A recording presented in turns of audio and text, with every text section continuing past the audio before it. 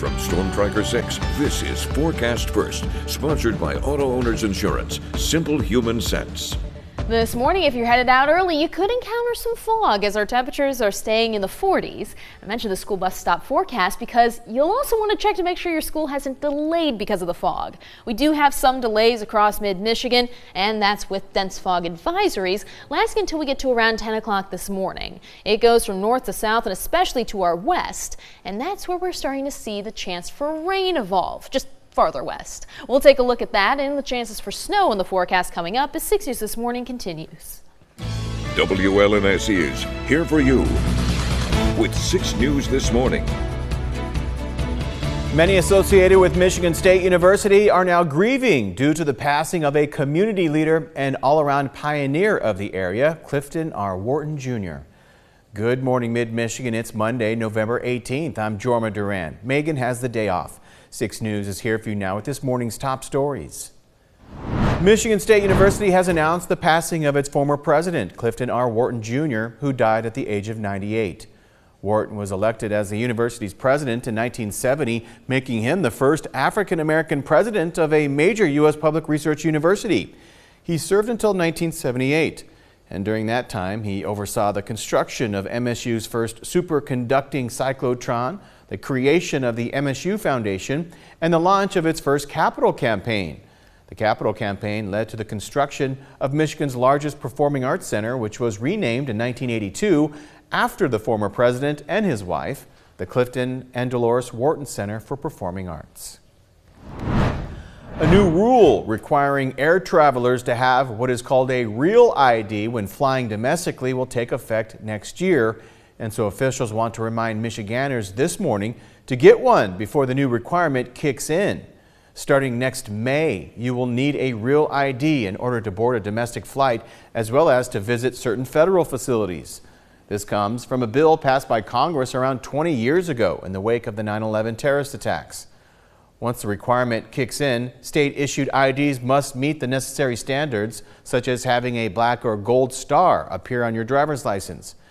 There's a good chance you already have an ID with the star, but if you don't, you may want to start the process of getting a real ID very soon because it takes some time to get one.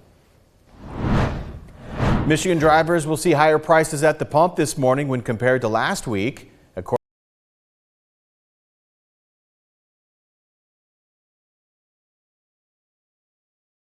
Slightly more than the statewide average at $3.15 per gallon.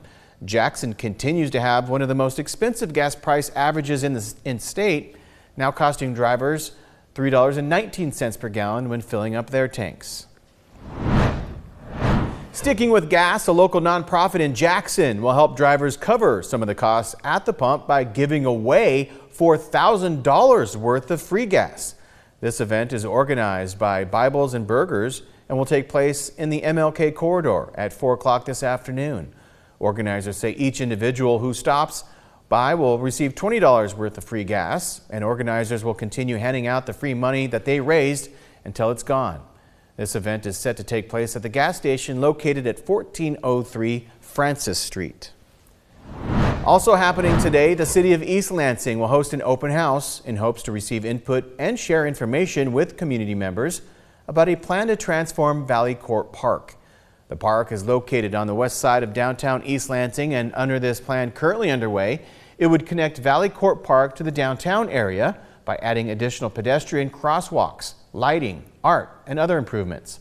The event runs from 5:30 to 7:30 p.m. at the East Lansing Hanna Community Center.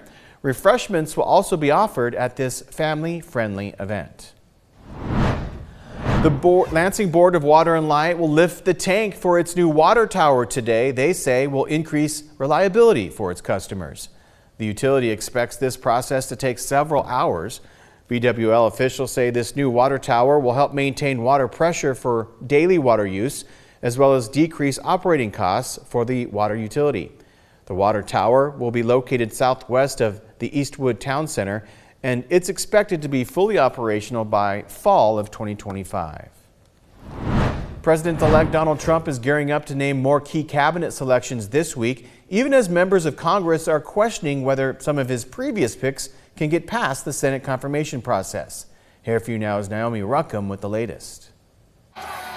President-elect Donald Trump attended a UFC event in New York over the weekend as another fight brews on Capitol Hill over some of his controversial cabinet picks. There's deep concern, but also a deep opportunity to sort of make sure we are putting only qualified people in these jobs. CBS News has learned Trump's defense secretary pick, former Fox News host Pete Hegseth, paid a settlement to a woman who had accused him of sexual assault back in 2017. First reported by the Washington Post, Hegseth's attorney told us he paid the woman to ward off a baseless lawsuit that would have likely gotten him fired from Fox, and that she initiated a consensual encounter. Hegseth denies the allegations and no charges were filed. Meanwhile, some senators say they want to see a House Ethics Committee report on Trump's Attorney General pick, former Florida Congressman Matt Gaetz. I believe the Senate should have access to that. Gaetz resigned from Congress last week,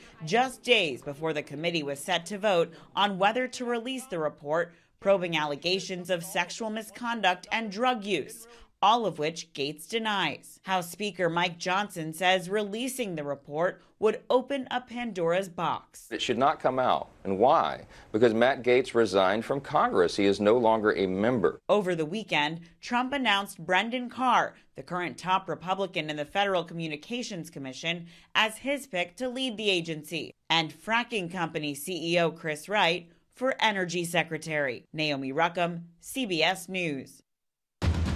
From Storm Tracker 6, this is Weather on the Sixes, sponsored by Auto Owners Insurance. Simple human sense. Downtown Lansing has some pretty good visibility, but the rest of the area is struggling this morning. We're seeing visibility values close to zero, if not actually at it, like what you have in Mason and Owasso now, and that's going to be lasting for the next several hours. Fog is incredibly dense across most of the area. It gets even worse when you head towards the lakeshore, and that's with humidity up near 100%. Usually if you have that, can't really avoid the fog, and when you have calm winds like most spots do, that also leads to the availability of the atmosphere to let the fog form. It's quiet, it's wet, and that is why we have a yellow paw this morning. Atticus might be watching right now in case. Hi Atticus. We are going to have some red paws popping up for the overnight hours because of the chance for some rain. That's going to move in with time, although I think there's a window right between the fog